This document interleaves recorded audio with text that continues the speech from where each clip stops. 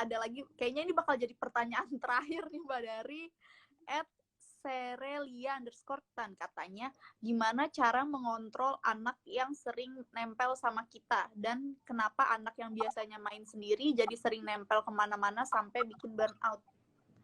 Dia malah ditempelin anaknya, mungkin keseringan anak yang ngikutin kemana-mana dia jadi stres mungkin Mbak, jadi pusing sendiri gitu.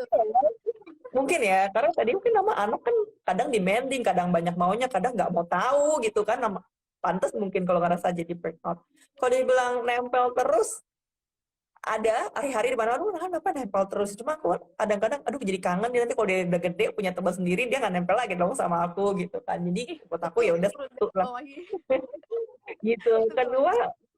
Kedua mungkin perlu diketahui ya, bahasa kata nempel itu mungkin dari point of view-nya kita sebagai orang tua, tapi mungkin buat anak itulah cara dia merecharge energinya, tadi tangki emosi. Mungkin nanti bahasa kasihnya adalah physical touch gitu kan, sentuhan. Dia senang peluk-pelukan, kelon-kelonan sama mamanya, sama ayahnya gitu ya. Itu cara dia untuk merecharge dirinya gitu.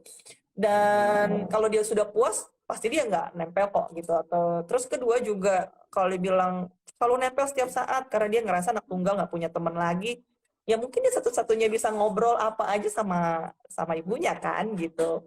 So I think selama itu konteksnya masih baik, masih merasa apa ya, dia juga secara tumbuh kembang di usianya tidak bermasalah, rayakan saja itu sebagai satu hal yang menyenangkan sih.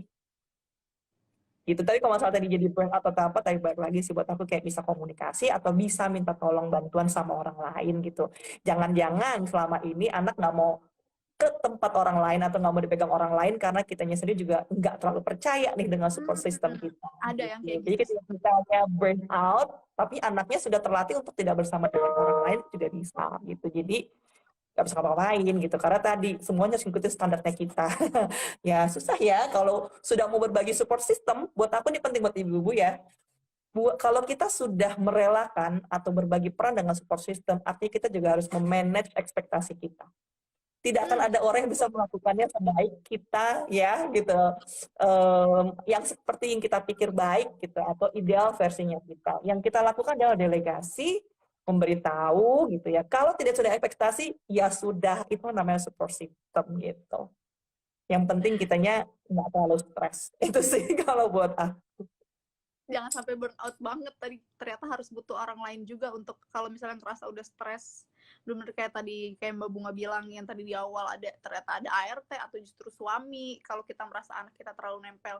Tapi bisa juga sih balik ke apakah itu ternyata love language-nya anak ke kita, dan betul, siapa tahu itu memang cara dia buat nunjukin aku cara sayangnya begini, ini kayak tadi ngecharge energi aku harus kayak begini. Bener tuh tadi kata Mbak Bunga. betul.